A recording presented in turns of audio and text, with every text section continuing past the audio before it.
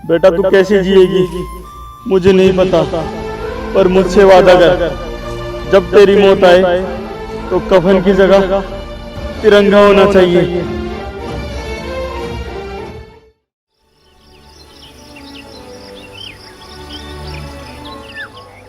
सुबह उठने से लेकर रात को सोने तक मैं बस यही सोचता रहता हूँ कि अब तुमसे दोबारा मुलाकात कब हो। रात चाहे कैसी भी हो, पर मेरी सुबह तो सिर्फ तुमसे होती है। सामने पूछा सूरज से कि आजकल दिन ढलने पे आते क्यों नहीं हो, क्या हुआ?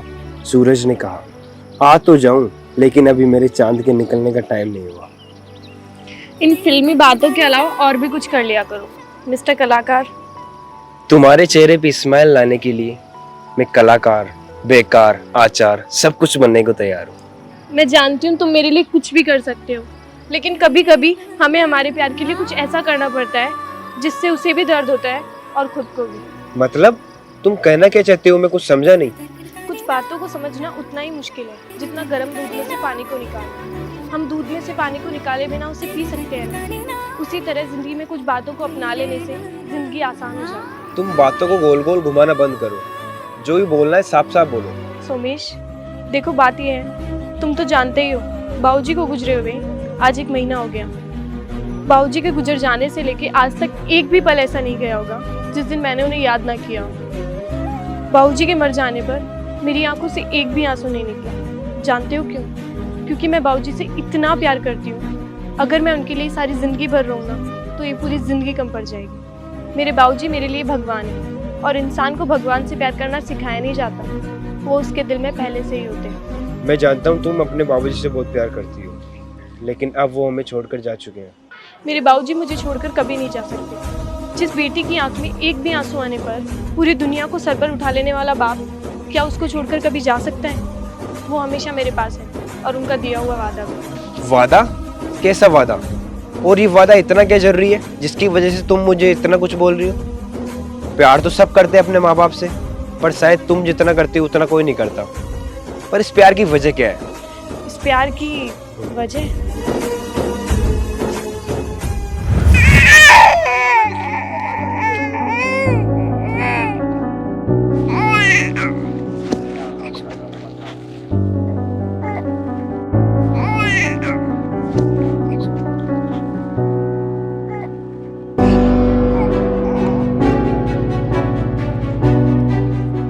बच्ची किसकी है?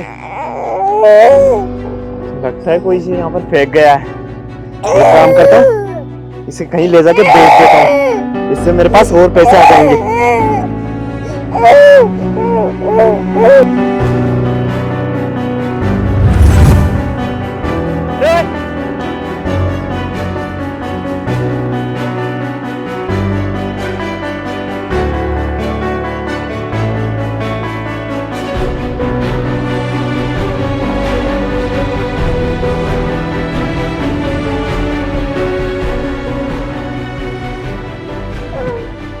हे भगवान, मेरी इस जिंदगी में जीने का कोई मकसद नहीं था।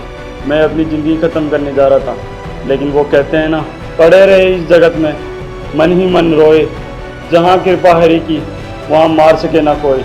मैं समझ गया हूँ भगवान, आपने इस बच्ची के रूप में मुझे जीने का मकसद दे दिया। अब मैं जीऊँगा इस बच्ची के लिए। इस बच्ची को मैं इतना काबिल बनाऊँगा जितना मैं खुद बन नहीं सका। मेरी ज़िंदगी में उम्मीद बन के आई है। इस बच्ची का नाम होगा राजेश पुरी।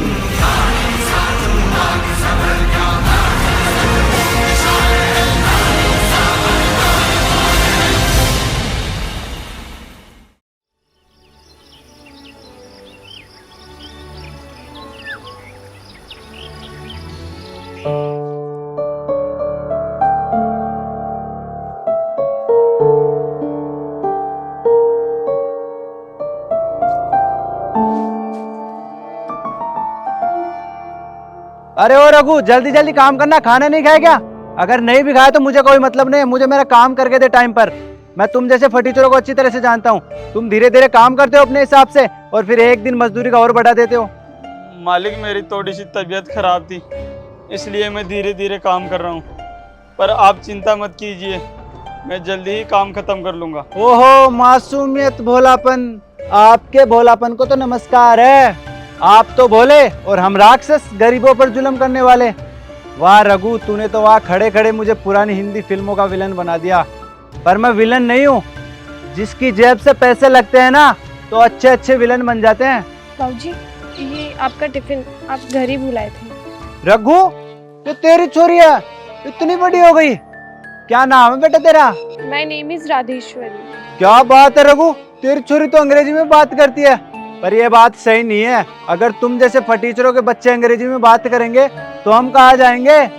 तू तो एक काम कर, घर पर काम करने वाली कमी है, तो तू इसे कल सुबह वहां पर भेज देना। अच्छे से अंग्रेजी में झाड़ू पोछा करेगी। This is my cleaning time. नहीं नहीं मालिक, मैं मेरी बेटी से ये काम नहीं करवाऊंगा। मेरी बेटी को तो एक आर्मी का बड़ा अफसर बनाऊंगा। क्या अफसर? और तेरी बेटी? अबे तुम जैसे फटीचरों का दोनों टाइम का खाने का पता नहीं होता।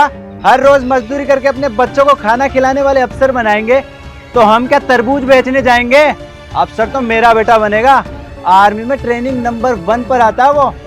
और जब अफसर बनकर आएगा ना, तो गांव में बड़ा भंडारा रखूंगा। और तुम दोनों बाप बेटे वहां पर आ जाना, पत्तल डोने चुगने, क्योंकि तेरी बेटी का अफसर बनने का सपना सपना ही रहेगा।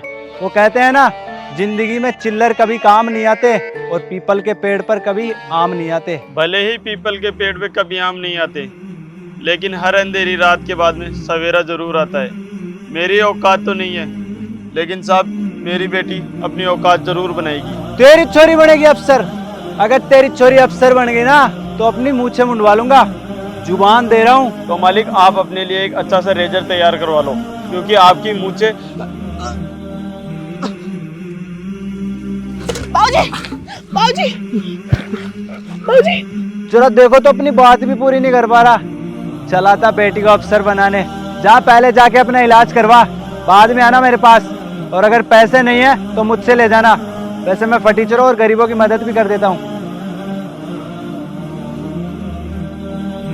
बाबूजी, बाबूजी आप थोड़ी हिम्मत रखिए, हम अभी हॉस्पिटल चलते हैं। तेरे बाप के पास इतने पैसे नहीं है कि वो अपना इलाज करा सके, ना ही मेरे पास कोई जमा पूंजी। मेरी दौलत और पूंजी बेटा तू ही है। बेटा तू कैसे जिएगी मुझे नहीं पता, पर मुझसे वादा कर, जब तेरी मौत आए तो कफन की जगह तिरंगा होना चाहिए। मैं आपसे वादा करती हूँ बाबा, जब तक मैं एक आर्मी ऑफिसर नहीं बन जाती, यमराज भी मेरे प्राण नहीं छीन पाएंगे।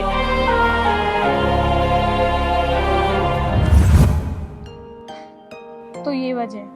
अब तो तुम समझ ही गए होंगे कि मैं अपने बाबूजी से इतना प्यार क्यों करती हूँ। मैं मेरे बाबूजी का सपना पूरा करना चाहती हूँ, और मैं मेरे सपने के बीच किसी को भी नहीं आने दे सकती, हमारे प्यार को भी नहीं। तो तुम मुझे भूल जाओ और अपनी जिंदगी में आगे बढ़ो।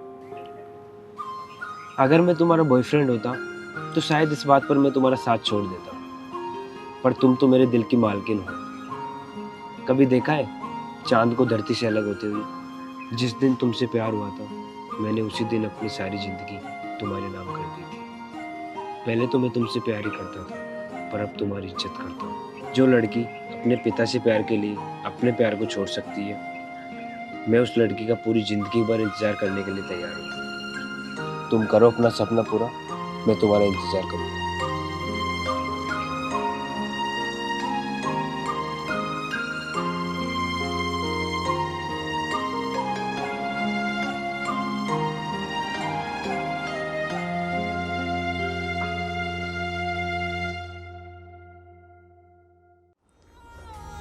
बाबूजी, अरे अरे मेरा राजा बेटा वापस आ गया। तू कितना बड़ा ऑफिसर बन गया। अरे मुझे गर्व है तेरे पे। मैं कल ही भंडारा करवाऊंगा तेरे ऑफिसर बनने की खुशी में। बाबूजी आप भंडारा वगैरह करवा लेना, पर अभी मेरे एक बहुत बड़े ऑफिसर है जो इसी गांव में आने वाले हैं, और मुझे उन्हीं की ड्यूटी के लिए यहाँ पर भेजा है। हमें उनकी स्वागत की तैयारी बहुत अच्छे से करनी चाहिए, क्योंकि अगर एक बार वो मुझसे खुश हो गए ना, तो मेरा प्रमोशन नहीं डबल प्रमोशन हो सकता है। तो तू उसकी टेंशन मत कर।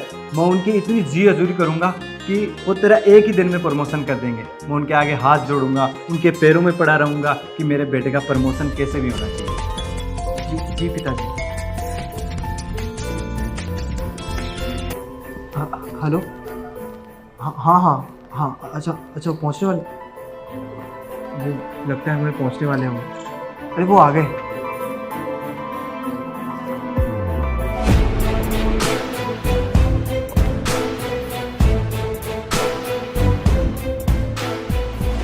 अरे तू तो उस रघुनाथ की छोरी है ना, तू यहाँ पर क्या कर रही है? बाहर निकल। बाबूजी आप पागल हो गए हो क्या? ये वो बड़ी अफसर है, अगर इनको ये गुस्सा हो गई ना तो मेरी नौकरी चली जाएगी। समझने की कोशिश करो आप। क्या क्या बोल दिया आपने? मेम साहब मुझे माफ करना, वो पिताजी ने आपको शायद कुछ और समझ लिया होगा। नहीं ऑफिसर, तुम्हारे पापा जी ने बिल्कुल सही समझा है। मैं उन्हीं रघुनाथ जी की बेटी हूँ, वही रघुनाथ जी जिनको आपने फटीचर गरीब बोलकर बेइज्जत किया था, मैं उन्हीं की बेटी हूँ। विधि का विधान तो देखो, जिस बेटी पर आप इतना घमंड किया करते थे, आज उसे आपकी नौकर की बेटी के नीचे काम करना पड़ रहा है। मैं आपको नीचा नहीं दिखाना चाहती, क्योंकि मैं आप जैसी नहीं हूँ और मुझ में मेरे बाबूजी के दिए हुए संस्कार हैं। मैं तो सिर्फ आपको इतना कहना चाहूँगी कि इंसान को कभी अपने पैसे और प्रतिष्ठा पर घमंड नहीं करना चाहिए, क्योंकि वो कहते हैं ना, जब समय का पहिया घूमता है तो रात को भी उजाले में बदल देता है। आगे आप बड़े हैं, खुद समझदार हैं, समझ जाइए।